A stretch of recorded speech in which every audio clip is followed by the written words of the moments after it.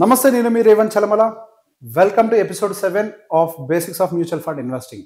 So ఈ రోజు మనం డెట్ బేస్ మ్యూచువల్ ఫండ్స్ గురించి మాట్లాడుకుందాం. So debt base mutual funds అనగానే వాటిని చాలా చిన్న చూపుగా చూస్తూ ఉంటారు. అసలు వాటిలో ఏమీ రిస్క్ ఉండదు అనుకుంటారు. ఇన్ఫ్యాక్ట్ నా అనుభవంలో నేను చదివిన దాని ప్రకారం, నేను చదివేటప్పుడు నేను అర్థం చేసుకున్న దాని ప్రకారం ఈక్విటీ మ్యూచువల్ ఫండ్స్ని అర్థం చేసుకోవడం కంటే డెట్ బేస్ మ్యూచువల్ ఫండ్స్ అర్థం చేసుకోవడంలో చాలా సమస్యలు ఉంటాయి. బికాస్ ఆ డెట్ బేస్ మ్యూచువల్ ఫండ్స్లో చాలా గవర్నమెంట్ రెగ్యులేషన్స్ ఇన్వాల్వ్ అవుతాయి, ఆర్బీఐ ఇంట్రెస్ట్ రేట్స్ ఇన్వాల్వ్ అవుతాయి.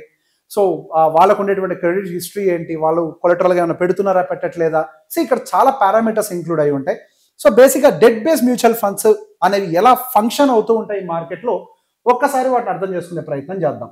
సో ఒక చిన్న కేస్ స్టడీతో దాన్ని అర్థం చేసుకుందాం. అసలు ఫస్ట్ డెట్ అని అంటే ఏంటి, understanding the origin, the concept of debt. So basic ఇక్కడ ఎలా ఉంటుంది అంటే, ఫర్ ఎగ్జాంపుల్ మీరు ఒక 1.5 కోటి రూపాయలకు విలువ చేసేటువంటి ఒక అపార్ట్మెంట్ కొందామని అనుకున్నారు అనుకోండి. ఒక 40 లక్షల రూపాయలు డౌన్ పేమెంట్ కట్టారు. సో సహజంగా ఏమవుతుంది, ఇప్పుడు 1.1 crore మీరు బ్యాంక్ లోన్కి వెళ్లాల్సి ఉంటుంది, బ్యాంక్ దగ్గర నుంచి బారో చేస్తారు.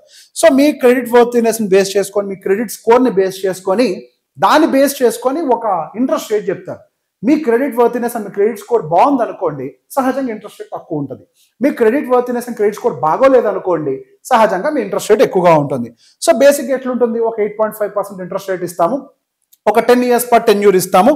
సో దానికి గాను మేము మీ అపార్ట్మెంట్ కొలెటరల్గా పెట్టుకుంటాము అని చెప్పేసి మీకు అప్పిస్తారు. సో రైట్, సో డెట్ అని అంటే అంతే, అప్పు ఏదైతే ఇస్తారో దాని నుంచి వచ్చేటువంటి రిటర్న్ని సహజంగా ఏంటి, you will have an obligation of paying back. నేను పే చేస్తే చేస్తా, లేకపోతే లేదనే క్వశ్చన్ లేదు. You have to pay back the money. So you have an obligation. So దాన్ని డెట్ అని అంటాం, అంటే అప్పు ఇవ్వటాన్ని డెట్ బేస్ అని అంటాం.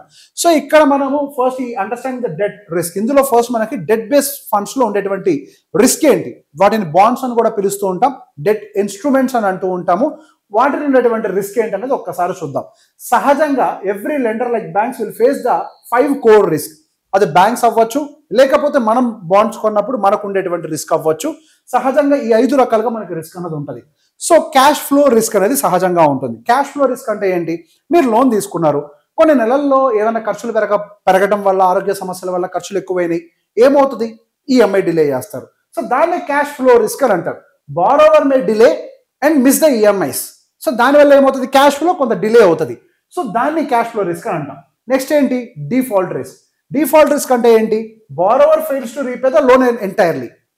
పరిస్థితులు పూర్తిగా దిగజారితే, ఎందుకు ఎన్ని కంపెనీలు పరిస్థితులు ఇదైపోయినాయి అప్పులు తీసుకొని, సో పూర్తిగా వాళ్ళు అప్పును కూడా ఎగ్గొట్టేటువంటి పరిస్థితులకు వస్తూ ఉంటాయి. దాన్ని డిఫాల్ట్ రిస్క్ అని అంటాం. నెక్స్ట్ వచ్చేసరికి interest rate risk. Interest rate risk ఏంటి, raising and falling rates of the effective cash flow of the value. ఇక్కడ ఏమవుతుంది, మనకు ఆర్బీఐ మార్చేటువంటి రేట్ వల్ల మనకి ఇక్కడ ఇంట్రెస్ట్ అనేది కూడా మారుతూ ఉంటుంది, ఫ్లోటింగ్ రేట్స్ అని అంటాం. సహజంగా ఫ్లోటింగ్ రేట్స్లో ఉన్నప్పుడు బ్యాంకులు కూడా నష్టపోతాయి. ఫర్ ఎగ్జాంపుల్ వాళ్ళు మీకు 9% ఇష్యూ చేయొచ్చు, కానీ రీసెంట్గా తగ్గుతున్నటువంటి ఇంట్రెస్ట్ రేట్స్ వల్ల అది 8.5-8% వచ్చి ఉండొచ్చు. సో దానివల్ల ఏమవుతుంది, వాళ్ళు అనుకున్నటువంటి రేట్ ఆఫ్ రిటర్న్ వాళ్ళకి రాదు, వాళ్ళకి తగ్గిపోతుంది. దాన్నే మనము ఇంట్రెస్ట్ రేట్ రిస్క్ అని అంటాం. అండ్ మూడో వచ్చేసరికి credit rating risk. So borrowers యొక్క క్రెడిట్ ప్రొఫైల్ మారటం వల్ల మీ యొక్క క్రెడిట్ రేటింగ్ రిస్క్ అనేది కూడా సహజంగా మారుతూ ఉంటుంది. అంటే వాళ్ళు డిఫాల్టింగ్ పెరగవచ్చు, లేకపోతే లేట్ పేమెంట్స్ అవ్వచ్చు. సో ఇటువంటి రిస్క్ అని కూడా క్రెడిట్ రేటింగ్ రిస్క్ అనేది మారుతూ ఉంటాయి.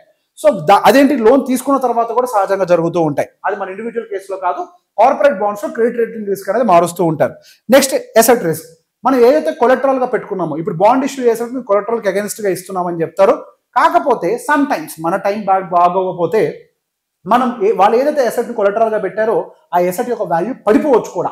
ఇల్లు అనగానే సహజంగా పెరుగుద్ది అని అంటే ఇంటి పాయింట్ ఆఫ్ వ్యూలో కాదు, సమ్ టైమ్స్ ఇంటి రేట్లు కూడా కొన్న తర్వాత దాని యొక్క ఒరిజినల్ వాల్యూ కంటే రీసేల్కి వెళ్ళినప్పుడు తగ్గిపోతూ ఉంటాయి. సో దాన్ని ఏమంటామంటే ఎసెట్ రిస్క్. అంటే మనం పెట్టినటువంటి కొలెటరల్ కూడా, అంటే వాళ్ళు మనకి ఇచ్చేటువంటి కొలెటరల్ కూడా దాని యొక్క రేట్ తగ్గిపోవడం ఎసెట్ రిస్క్ అని అంటాం. అండ్ నెక్స్ట్ వచ్చేసరికి మన ఈ కార్పొరేట్ బాండ్స్ కొద్దిగా అర్థం చేసుకుందాం. సో ఎప్పుడైతే పెద్ద పెద్ద కంపెనీలు లార్జ్ అమౌంట్లో డబ్బుల్ని పూల్ చేయాలనుకుంటారో, ఒక 1000 కోట్లు, 500 కోట్లు, 2000 కోట్లు పూల్ చేయాలనుకుంటారో, సహజంగా వాళ్ళకి 2 ఆప్షన్స్ ఉంటాయి. ఒకటి, బ్యాంక్ దగ్గరికి వెళ్ళి అప్పు తీసుకోవటం. లేదు అని అంటే వాళ్ళు ఒక బాండ్ని ఇష్యూ చేసి డైరెక్ట్గా ఇన్వెస్టర్స్ దగ్గర నుంచి డబ్బుల్ని పూల్ చేయటం. సో ఇప్పుడు మనం మాట్లాడుకునేది ఫస్ట్ ఎలిమెంట్ కాదు, సెకండ్ ఎలిమెంట్. అంటే బేసిక్గా బాండ్స్ని ఇష్యూ చేసి వాళ్ళు ఇన్వెస్టర్స్, అంటే మళ్ళాంటి వాళ్ళ దగ్గర నుంచి డబ్బులు పూల్ చేయాలనుకుంటున్నప్పుడు జరిగేటువంటి ప్రక్రియలు ఏంటి. సో సహజంగానే బాండ్స్లో కూడా రిస్క్ ఉంటుంది. బాండ్స్ అనేవి 100% రిస్క్ ఫ్రీ కాదు. చరిత్రలో కూడా సహజంగా కొన్ని బాండ్స్ డిఫాల్ట్ అనేటువంటి పరిస్థితులు ఉన్నాయి. సహజంగా డెప్ట్కు ఉండేటువంటి ఆబ్లిగేషన్ ఏంటి, బాండ్స్ ఉన్నటువంటి ఆబ్లిగేషన్ ఖచ్చితంగా రీపే చేయాలి అనేది. వాళ్ళ పరిస్థితులు అన్ని కూడా నార్మల్గా ఉన్నంత వరకు. లేదు లేదు ఎంత కట్టను అంటే కుదరదు, మొత్తం డబ్బులు రీపే చేయాల్సింది ఇంక్లూడింగ్ ఇంట్రెస్ట్. కాకపోతే వాటితో పాటుగా కొన్ని రిస్క్ కూడా మనం ఫేస్ చేయాలి. ఇందాక మాట్లాడినట్టు క్రెడిట్ రిస్క్ ఉంటుంది, డిఫాల్ట్ రిస్క్ ఉంటుంది, అండ్ ఇంట్రెస్ట్ రేట్ రిస్క్ ఉంటుంది. వాటిని మనం ఖచ్చితంగా ఫేస్ చేయాలి. ఈవెన్ గవర్నమెంట్ బాండ్స్ కూడా 100% రిస్క్ ఫ్రీ అంటానికి లేదు. సరే ఇప్పటివరకు అంటే మన ఇండియన్ గవర్నమెంట్ దివాలా తీయలేదు, కానీ ప్రపంచంలో ఎన్నో గవర్నమెంట్లు దివాలా తీసినటువంటి పరిస్థితులు ఉన్నాయి. సో బేసిక్ అటువంటి కండిషన్స్ వస్తే గవర్నమెంట్ బాండ్స్ లో రిస్క్ అనేది సహజంగా కనిపిస్తూ ఉంటుంది. So what are the debt based mutual funds? Okay, ఇప్పుడు ఇండివిజువల్ గా బాండ్స్ గురించి మాట్లాడుకున్నాం. ఇందాక బ్యాంక్ ఎట్లా లోన్స్ ఇస్తాయో మాట్లాడుకున్నాం. సో ఒక కంపెనీ కార్పొరేట్ కానీ గవర్నమెంట్ కానీ డబ్బులు రేజ్ చేయాలంటే బాండ్ ఇష్యూ చేస్తుంది. దాని ఒక బాండ్, మనం బాండ్ కూడా విడిగా కొనుక్కోవచ్చు, దానికి రకరకాల యాప్స్ ఉన్నాయి. కానీ ఇక్కడ మనకి డెట్ బేస్డ్ మ్యూచువల్ ఫండ్స్ అంటే ఏంటి? So basically debt based mutual funds ఒక డెఫినేషన్, గూగుల్ డెఫినేషన్ ఏంటి? Debt mutual funds collect investors money and invest primarily in the bonds and money market instruments. రకరకాల ఇన్స్ట్రుమెంట్స్ లో పెట్టుబడులు పెడుతూ ఉంటారు. సో ఇక్కడ ఏం చేస్తాయి, అసెట్ మేనేజ్మెంట్ కంపెనీస్ ఏదో ఒక కంపెనీకి సంబంధించిన బాండు, ఒక సెగ్మెంట్ కి సంబంధించిన బాండ్ కాకుండా రిస్క్ ని డైవర్సిఫై చేయడం కోసం అని చెప్పి government bonds, corporate bonds, treasury bills and commercial papers, ఇట్లా ఇన్ని విధాలుగా వాటన్నిటిని డైవర్సిఫై చేసి పెట్టుబడులు పెడుతూ ఉంటారు. Even debt based mutual funds లో కూడా మనకి ఎన్నో కేటగిరీస్ ఉన్నాయి. Short term funds, ultra short term funds, low duration funds, overnight funds, liquid funds, corporate funds, credit risk funds, ఇటువంటి బాండ్స్ ఎన్నో ఉన్నాయి మనకి. సో వాటికి అనుకోవడంగా అగైన్ మీరు ఆబ్జెక్ట్ చదివినట్లయితే వాళ్ళు ఎవరెవరికి అప్పులు ఇచ్చారన్న దాన్ని బట్టి రిస్కీ ఫండ్స్, వాటికి క్రెడిట్ రిస్క్ ఫండ్ అంటే మీ డబ్బులు కూడా పోవచ్చేమో అన్న వాటికి సహజంగా రిటర్న్స్ ఎక్కువ ఇస్తూ ఉంటారు. సో అవి 100% పోతాయని కాదులేండి, కానీ there is a probability returns కూడా ఎక్కువగా వస్తూ ఉంటాయి. So basically debt mutual funds లో కొన్ని బేసిక్స్ మీకు ఎక్స్ప్లెయిన్ చేసే ప్రయత్నం చేస్తాను. ఇందులో ఒక టైప్ వచ్చేసరికి మనకి లిక్విడ్ ఫండ్. సో ఈ ఫండ్ యొక్క ఆబ్జెక్టివ్ ఏంటి? Investment objective is very clear for investors who want liquidity plus moderate safety. So moderate గా సేఫ్టీ ఉండాలి, లిక్విడిటీ ఈజీగా ఉండాలి అనుకున్న వాళ్ళకి ఈ లిక్విడ్ ఫండ్స్ అనేవి బాగా పనిచేస్తాయి. సో ఈ రెగ్యులేటరీ లిమిట్స్ ఏంటి అని అంటే they invest only in a maturing bonds of 91 days. ఇది సెబీ రూల్. 91 days లో మెచ్యూర్ అయ్యాయి. సహజంగా షార్ట్ టర్మ్ బాండ్స్ లో రిస్క్ అనేది తక్కువగా ఉంటుంది. లాంగ్ టర్మ్ బాండ్స్ లో ఏం జరుగుతుందో మనం చెప్పలేం.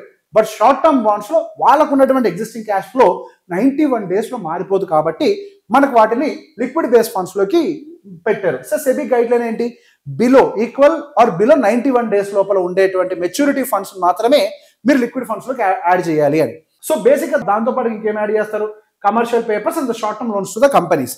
సో బేసిక్ గా షార్ట్ టర్మ్ గా తీసుకున్నటువంటి company loans, government bonds, treasury bills, అంటే గవర్నమెంట్స్ ఏం చేస్తాయంటే షార్ట్ టర్మ్ నీడ్స్ కోసం, శాలరీస్ పే చేయడం కోసం అవసరాన్ని బట్టి వాళ్ళు కూడా short term bonds, treasury bills issue చేస్తారు.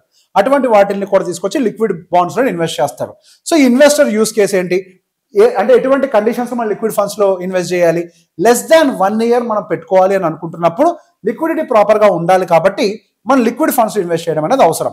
And alternative to your regular savings bank account and FD bank savings account అంటే ఎఫ్డి అకౌంట్. సో బేసిక్ దాని ఒక ఆల్టర్నేటివ్ గా మాత్రమే వాడాలి, అందులో ఎక్కువ రిటర్న్ జనరేట్ అవుతుంది అని మాత్రం పెట్టుకోవద్దు. అండ్ దాంతో పాటుగా ఇవేమి 100% రిస్క్ ఫ్రీ అనుకోవడానికి అయితే లేదు. యూజువల్లీ అట్లా జరిగిన సందర్భాలు తక్కువ, బట్ స్టిల్ డేటా ఏం చెప్తుంది అంటే సెబీ గైడ్ లైన్ దాన్ని రిస్క్ ఫ్రీ అని మాత్రం చెప్పొద్దంటే దాని లెక్కల ప్రకారం చెప్తున్నాం.